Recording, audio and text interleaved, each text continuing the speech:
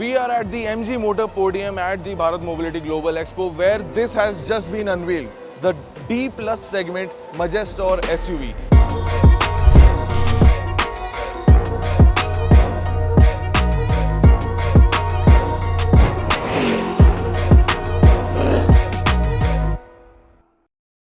Well, what you can see from what we are getting to see at the first look, this looks really menacing from the front. It's got a big grille, huge grille going on there, vertically stacked LED headlamps. You've got a pair of DRLs on the above section as well, also a pair of front parking sensors. So that also suggests that the SUV could be featuring level 2 ADAS functionalities as well.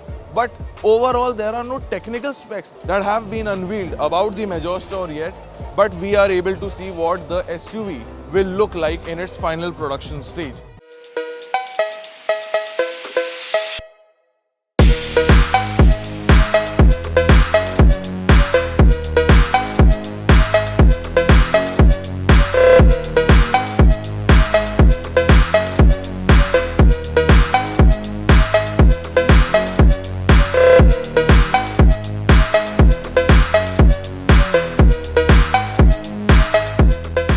As you can see, the D Plus segment factor of the Majestor gets clear here because you can just see how massive it is. It's a big over 5 meter, 5+ meter SUV, and it's got these contrasting blacked out accents as well that look really nice on the ORVMs, the door handles, and also this one here.